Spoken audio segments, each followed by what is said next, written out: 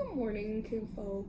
I hope we're all waking up well today because I know that I did. And it's been a while since I've made a video because a lot of life has happened since I last posted my introduction. So when we first got started, I was mostly just discussing where I saw this project loosely going towards and explaining that I wanted to nail things down to a more specific type of rubric for myself. What is the projects that I want to be working on? What type of curriculum do I want to be setting? I talked about these things loosely and in the context of where I was in my life. My life has changed drastically. In not even a full 2 weeks after I posted that video. I posted it on September 23rd and I had flew back home in a rush from San Francisco to get back home to Detroit because my partner was feeling sick. He had like an issue with his throat and didn't really know what was going on. And I'm a real, people should care about the people that they love like that. When something's wrong and then they may need like literal assistance or just your physical support. If you have the means, I like to be there for them because I don't want to ask the questions of what if and what could. I have anxiety, so I have to try to quell these things when and where I can, because in a lot of situations and circumstances, I'm gonna just have to ask those questions and be okay with not receiving answers all the time.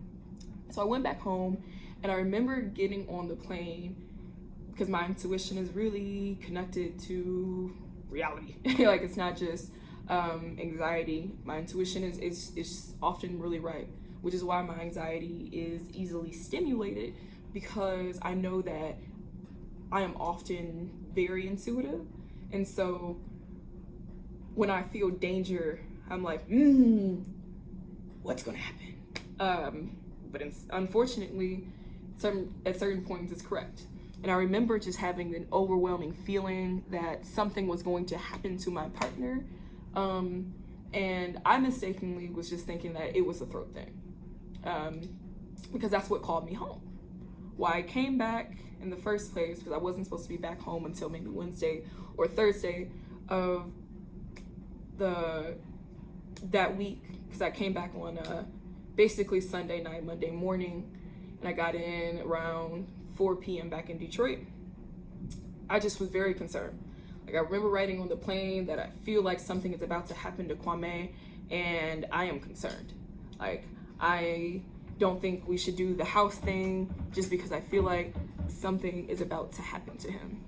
Little did I know how right I was. Not because of the throat, not because of anything else that I might have guessed that it was. It was literally a feeling that I am glad that I had observed, honestly. And I got back home and we just ended up spending a shit ton of time together, and I was really thankful for that. Told him about, he wasn't, when I got there, he was feeling a bit better and had started taking some medication from a street medic. Started taking medication from a street medic and was feeling a bit better, not healed, but feeling a bit better. And I told him about a conference about the Black Girl Equity Conference I was having in Pittsburgh that a girlfriend of mine told me about. And he was like, yeah, I want to go with you, because I was like, I want to go, I'm thinking about doing this. And he was like, yeah, let's do it. And we were like, plane tickets are too expensive, let's just drive. Like this halfway point between Baltimore and Detroit, like I can totally do that because I have a strong anxiety about driving, and like, don't drive. Just don't drive. Yeah, maybe I will, maybe I won't. We'll see. Regardless, my partner drove us there. And I bring that up to just say that, like, amidst that feeling of something's about to happen, I didn't let it control me, which makes me feel in this right now moment really good, because that's sometimes what my anxiety will do to me. When I feel like something bad is about to happen, it can make my body, my mind, my spirit, everything is in reacting to this far distant thing that may or may not be real. And for the first time, I feel like I reacted to this feeling with a healthy response, which is basically all right, well, I'm concerned about you. I'm gonna just be up under you. Like, we spent a ton of time together. We went to the conference, we just went to dinners, and like, we did a lot of stuff together. Just hung out, sat up late watching anime, sitting in the living room smoking weed. Like, it was an atypical amount of time that we ended up spending together. And this is the second time this has happened to me in my life. It's the first time happened with my grandmother, in a similar feeling, with more validity to the feeling of something that's going to happen to my grandma, than the feeling that I felt on September 23rd about Kwame, because my grandmother was 88 years old, or 89 at that time, 89 years old. And I was just like, at some point your grandma's gonna die. You should relish in these moments you have with her. And I just came back home from the University of Iowa, where I was attending school, and like, just spent a shit ton of time with my grandmother. Like, spent the week with her, just shooting the shits, like going to Belle Isle, this park in Detroit, going to lunch and dinner, just staying at the house watching television, just like kicking it, you know, just that being that. And that is a very healthy way, I think, that I would encourage other people who sometimes may get a feeling of like something's going to happen or may happen to this person that I love, instead of just like dwelling in your anxiety and your sadness and your worry, deciding that you are going to say fuck time. In your mind, you definitely have to say fuck time. And I understand that there are constraints of employment, reality, children, family, other kind of like, you know, convictions that we make in our lives or have in our lives, that control how much of time we can say fuck it to, really. But I do suggest highly that you say fuck time, because regardless, you know something will happen eventually. And given that understanding, assume the mindset of the person, of the version of yourself where that person is already lost. What would you want to do? What would you want to say? What would you want to ask? Would you still have the same reluctances and fears that are guiding you in this during the time where they're still with you? In the time where you think that they are not being threatened. Because it's unfortunate that sometimes it is only under constraints that we feel the pressure to break the rules, social rules and time rules. And that's a piece of thread from, I attached a couple of my partner's locks to my hair, if y'all were wondering. But yes, as I was saying, consider just what it is that you would say in the world where you could be like fuck time, space,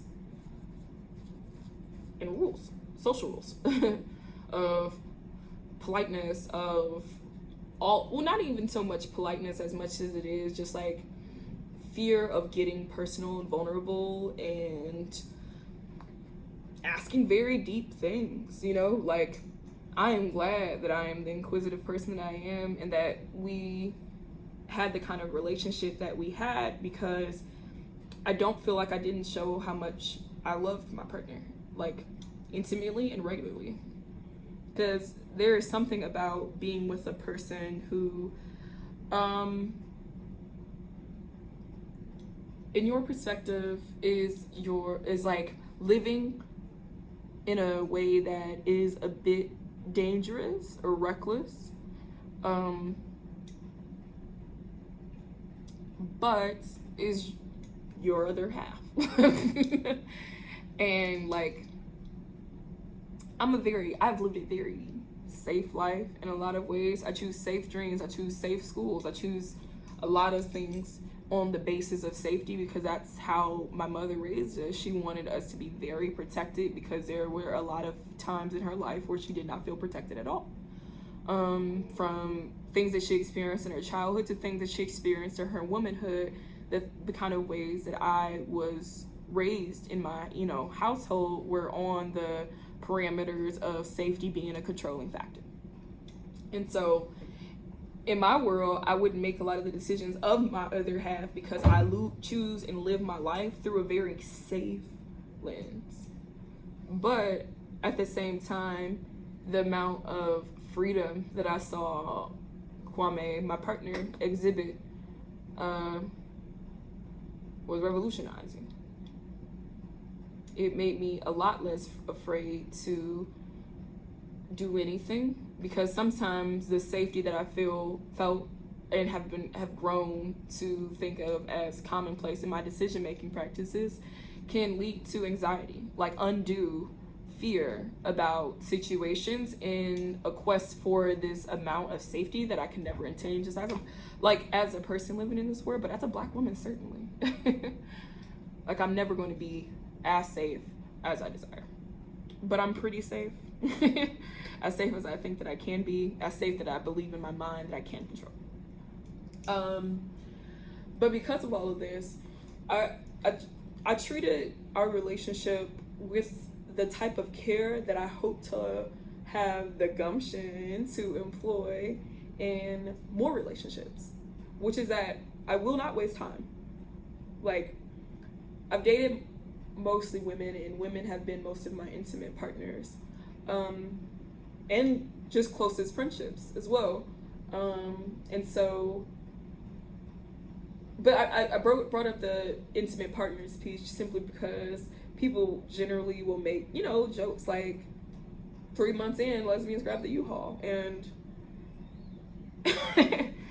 the thing is, Kwame was not a woman, but had a very queer masculinity, and in a lot of ways reminded me of being in a relationship with a woman, as opposed to the stereotypical understandings that I had of being in a relationship with men. And even in my own limited history of intimate relationships with men, was super atypical and definitely an outlier in all my relationships, but certainly of men and masculine identities.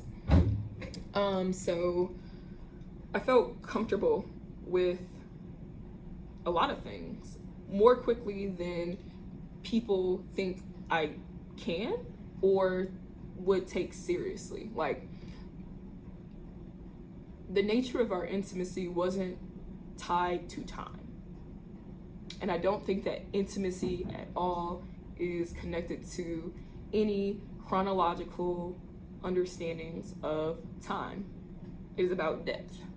It is about the decisions and choices that we make about how intimate and vulnerable we are willing to be with a person in general. I knew Kwame only a couple of months, only a couple of weeks, only a couple of days, in the grand scheme of things. Like, if I am looking at our relationship through normative societal lens, we did not know each other very long. And yet he knew me best. Like, I would go on a limb to say I knew him best, but I'm sure a lot of people feel like that. But based off the things that we talked about in range, I feel like I know him very well, and he felt like I did.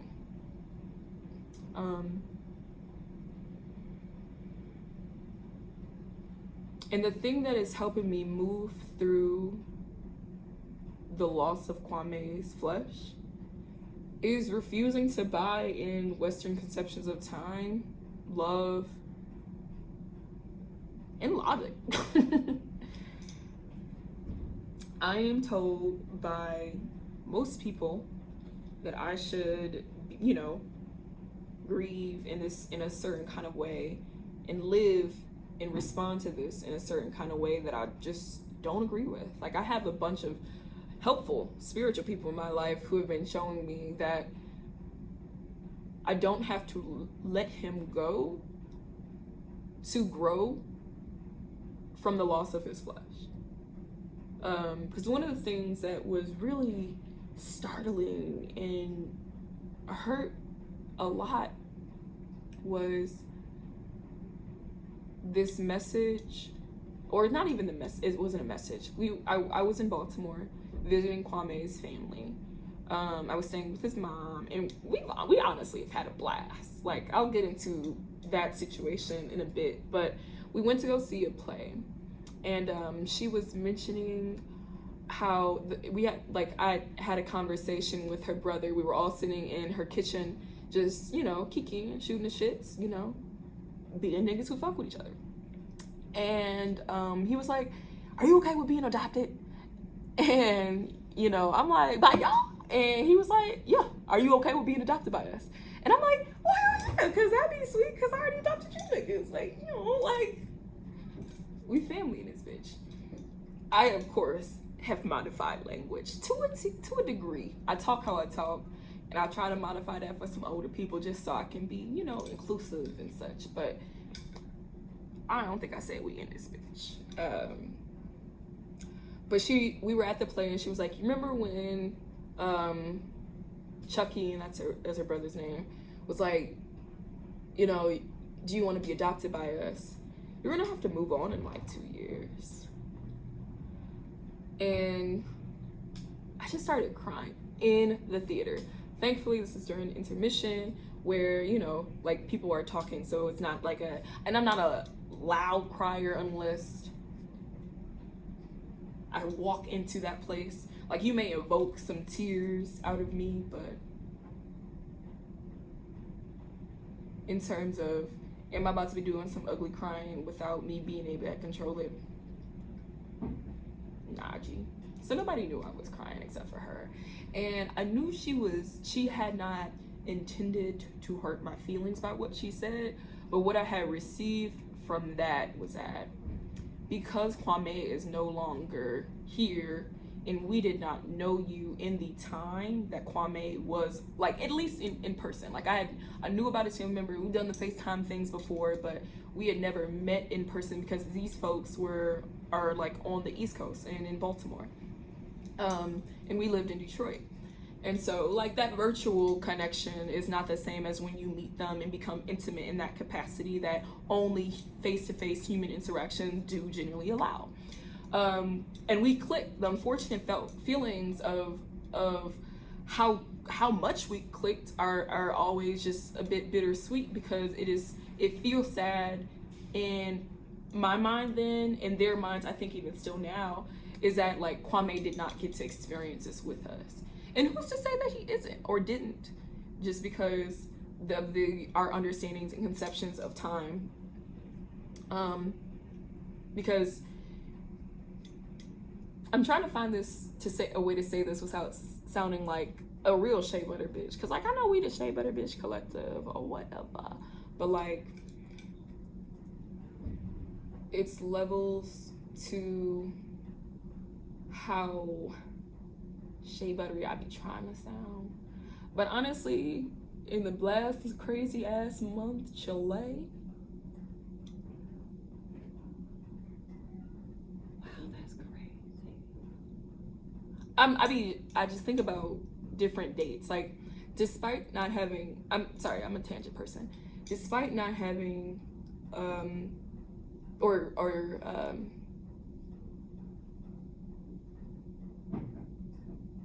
I forgot what that word is, that religious term about, like, denouncing religion or whatever, something like that.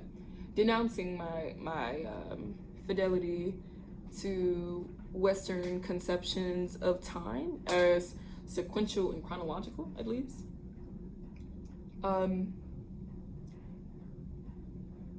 There are very interesting things that are aligned with dates. So I don't completely have a toss away perspective about time, as opposed to, it does not regulate my life and how feelings and experiences move, though there are different markers that I think are often interestingly aligned, like dates. Because, for example, the date that I flew back was the 23rd, and the 23rd was like the day, like one of the days like our first date, which lasted for some hours. Like, we met up for coffee, and, like, eventually we went to a bar, and then I came back over to his place and we smoked, and then I spent the night. And then I said fuck my job on Sunday, and I didn't go into work, and I just kicked it with him.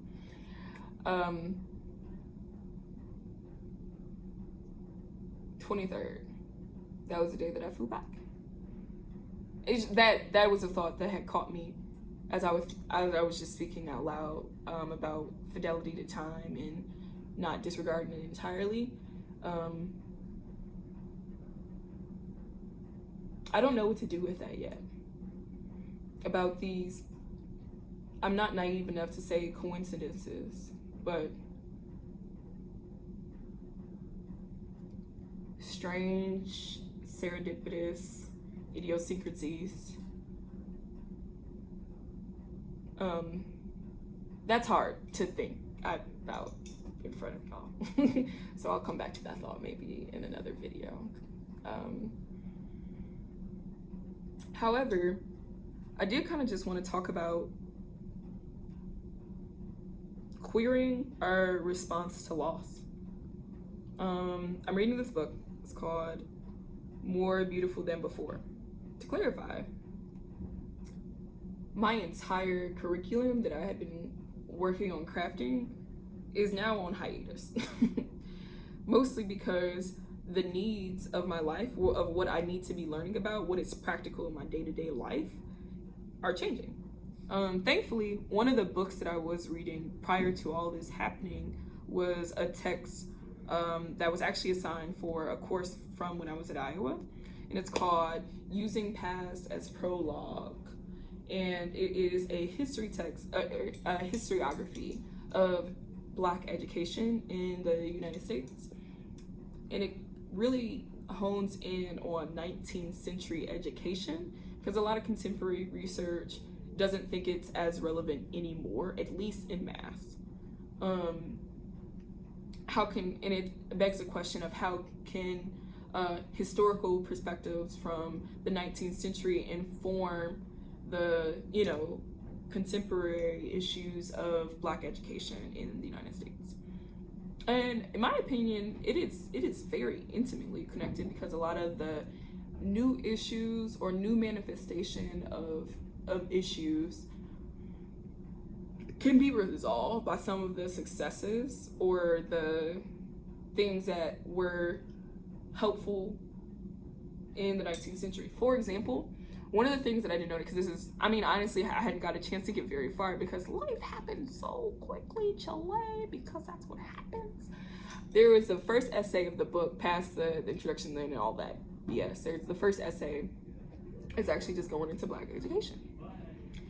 And in this essay, it talks about different tenets of what made students and Black people in mass have such a fidelity to education.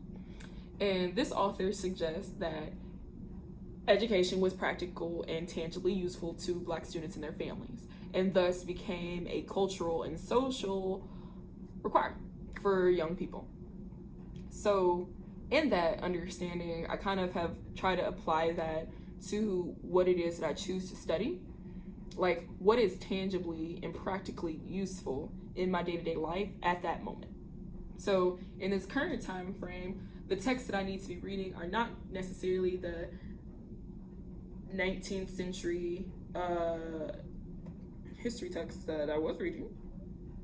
What I need to be reading now is the books that I am reading, partially things that have been, all things, actually, to clarify, all things that, contrary to what I was doing initially, have been put into my hands by other people. So like, I picked that book back up, the previous one that I was mentioning, by my own devices.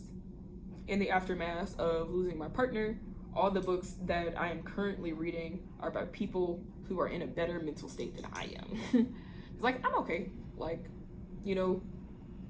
I am sad as like a overarching thing right now because, loss of flesh is hard. Shapes your reality, makes time and life feel weird. Your mind feels off because it's different when I'm not ready to talk about what happened to him at this time, but I lost my partner. tragically, in a functional instance, as opposed to like when you see somebody get sick and they just get sick. Like, he was in an accident that happened about a little under 2 weeks after I got back home from California. He got into an accident while I was back in town, if that was unclear. But the depths of which, the details of which, I do not feel comfortable with going into depth about, because it will take me to a place that I am not intending to go right now. Not because I don't think that it's worth sharing, but because I've had to share it a lot, and it is draining, super draining. But the text that I'm reading right now, first is a book by a rabbi. I think his name is like SheaButterBitch, I want to say. And the book is called More Beautiful Than Before: How Suffering and Pain Transforms Us. This book has been essential. Like, critical to some good cries, critical to providing language for things that I was experiencing and going through, and just a light feeling read for very heavy topics.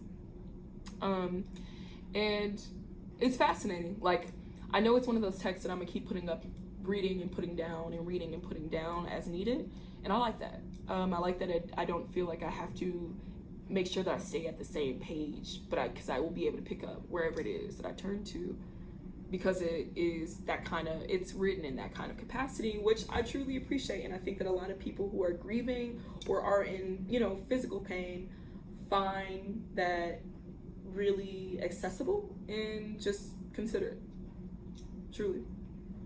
Another book that I'm reading is All About Love, and a girlfriend of mine put that one in my hand. It's literally her copy that I've marked up, so it's mine now. Chanel, I'm sorry, but I love you.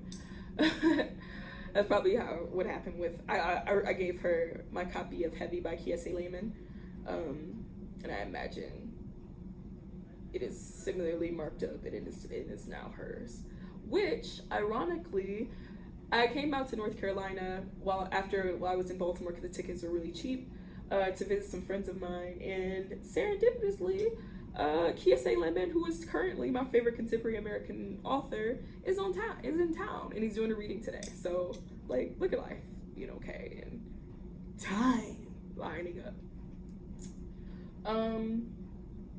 I'm reading that. What else am I reading right now? There's another book that this Black woman who owns Source Booksellers in Detroit put in my hand. She put the first one, More Beautiful Than Before, in my hand, and then there's a book that I left at home, so I haven't actually been currently reading it, about a widower and how she tragically lost her husband, who was an artist. And that one feels exceptionally on point and feels difficult to read because, my partner, he was a tech guy, but he was also an artist. I wonder if that prompted at all why I did not continue to read it or I did not choose to bring it with me. Because all these books I bring up and put down as needed, but those are the three that I'm working with right now. And in addition to that, I'm reading not just for exclusively for pleasure, or I guess like those books are for pleasure and education, which is true of the book that I'm about to say that I'm reading as well. So I've decided that I will take this time to do what that first book suggested, to take my pain, to take my suffering, and to transform me into some dope shit. Like, I don't feel that I am without Kwame. I don't feel like I am alone, even though per a lot of Western understandings of life and time, I should feel, or I should believe to be true. I rebuke that, as the old folks might say. I am deciding that I want to be a social worker and that I will give it my best shot. Like, being a perfectionist and a person who does well without putting my much effort, or even like most of my effort ever, I seldom do things with the intention of wholly doing the thing with a specific goal in mind and not accepting of other things, simply because I don't like to get disappointed. And I think that I've been disappointed a lot in my formative years, and that has produced the anxiety in me of chasing after success. So I often feel more comfortable in making safe decisions and following shoulds, like what should I be doing? What should I be doing for my family? All that BS. And not being very happy with that, you know? And so I don't got no babies. I ain't got no nigga. And that I have a life partner who is with me and growing with me, literally and metaphysically, always. But in regards to, do I have to up and move him with me? No, that nigga is on my head and in the locket that I have in part, in my heart. But in terms of like, do I have to move that nigga with me to wherever it is that I want to go physically? Not really. And that's a unique point that many people do not find in their adulthood when they reach this moment of consciousness. I hate the word conscious because it is so buzzwordy these days, but in this respect, I mean in like when life starts getting real and you start putting shit in perspective and start asking yourself different questions about where you're going and how you're gonna get there. People usually have an idea of how and where when there are more dependents in their life. Like what depends on me right now is me, my dog, and me and Kwame's cat. One of his cats is with his mom, the other cat is with me. And so my interest and feels as I'm reading and negotiating between these texts is pursue your dreams. And so I'm doing some crazy shit, y'all. Moving to New Orleans on a whim with my best friend. We do not have jobs yet. We will find jobs when we get there. We are applying to jobs now. And I am applying to social work jobs. I intend to live in New Orleans for the rest of this year up until fall of 2020. And I want to go to Morgan State and be in Morgan State School of Social Work. I have to create new expectations for myself in New Orleans at this time, but I'm not going to set them for the whole time because that's not realistic. What I am learning is that I need to have smaller benchmarks than, I keep looking over because this is a classroom that I'm sitting in. I'm wondering if somebody's gonna be like, hey, I have a blah blah blah class coming at this time, but it's fine. No one has came in here yet. Is what I'm learning is that I need to have smaller benchmarks for growth. Like in school, at most of the jobs that I work at, one of the things that had been really difficult for me is having metrics of production and success that are not fitting for me. Just like literally just don't work for me. Either because they don't adequately allow me to display the wealth of what I've done, learned, accomplished, but also just because they're overwhelming because of the capacity of which I'm being asked to prove success and growth. And so I'm trying to be more kind to myself, more compassionate to how I think, how I learn, how I report, how I note growth, because I'm still growing even if I have a hard time showing, telling, proving.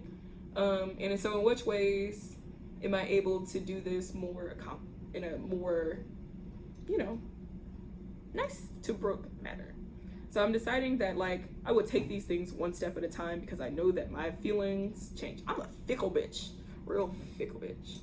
And so right now my goal is to get a job in social work because that's what I want to do. So I'll update y'all. I failed to mention the last book that I'm reading, which is in regards to this current dream, which is to be a social worker. because like I said, I want to do the year of working in a social work position before I go to get my BSW at Morgan State. What it is that, the book. It's called The Social Work and the Black Experience, and it's by these two social workers from Morgan State. So my interest is getting competency in the job. Like, I'm a very empathetic person. I like people. I like to help people who need help. Period. I like to be nice to people who people are not nice to. And I like to see people for who they are. And so outside of this being things that I enjoy and am good at, like, it helps me to be pursuing this career in this capacity because I can feel like I am paying homage to the life and legacy of Kwame. He changed my life because he made me, for a lot of reasons, but if I call on just one for the purposes of helpful contextual anecdotes, is that, like, growing up in that safe kind of mindset that my mom raised me to have, I have a general fear of men that I don't know, and especially Black men in my own community that I don't know. And so if you see them, act like you don't see them. Look angry. Walk by fast. Don't say nothing to them niggas. Functionally with the mindset that these niggas are the same type of super predators that Hillary Clinton and all our white liberal faves, Kamala included. And I guess that she not white, y'all, but a cop is a cop. That's not what this is about. But he made me reckon with that fact, not by trying to teach me. He would host these barbecues on Fridays in the summer, and, like, he had everyone there, like students from the College of Detroit, Wayne State, creative art people, his tech friends, homeless people, gentrifiers, like, and us, niggas who had just been there, growing up in that area, and seeing its changes, seeing its moves. He would have barbecues where it would be like a real solid coalescence of all these different types of group, and something when I started going to them, he would do is just introduce me to his friends. But not just like his artist friends, not just his tech friends, not just the Wayne State kids, not just the gentrifiers. Like, he introduced me to everybody, including the homeless folks. And the homeless folks come in many shapes and forms. Some people who have chronic homelessness, to people who have situational homelessness, to people who have substance abuse issues that threaten their home security, and things of that nature. Like, the people who society definitely deems throwaways, and who I had learned to deem as predators and threatening to my safety for me to interact with on any more than a cursory basis. And by cursory, I mean, like, maybe giving a couple of dollars, or just responding with a hello when they speak to you, or whatever, something, or just looking them in the eye when you say that, not to them. What Kwame taught me was that they're real life people, and that sounds silly, especially as a person who considers themselves to be a healer and person who likes to help people through the things that they need help with. You would think that it is intuitive for you to speak to these people as well. But, like, within our society, as much as any other society, we have a caste system in which these people who are deemed the throwaways are treated as such, even by the good ones, even by the nice people. And I must say that I have been guilty of this. And he taught me how to not be afraid of Black men in my own community, even when I don't know them, despite my queer sexuality, despite my voracious ability to tell a nigga no if he trying to tell, make me engage with him romantically, like giving out my number and doing things that I may not want to do, like the things that normally would make these interactions just like a statistic level just dangerous for me to do. To know that, like, you are stereotyping people when you walk by them, which in part is out of your own protection, yes, but, like, I am blessed with the gift of discernment, and I can tell good people from not, and neutral people from not. And he made me hone in on that more for the things that I have foundationally learned to be fearful of. So as I embark on this journey into social work, I feel really pleased because that means that I'm going to be using the skills that he taught me. How to be intimate with people who I have been taught to be afraid of or that can harm me.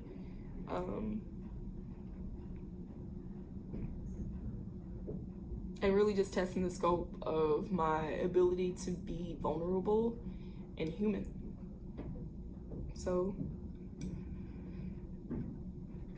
we out here, kids. I can't tell you all what I'm doing, but because I don't know. But what I can tell you is that I'm working hard to manifest my dreams, and I'm only chasing what I want instead of what I should. Also, I look good, girl. I'm gonna show y'all, like, yo, y'all see this? Yo, hips, suave.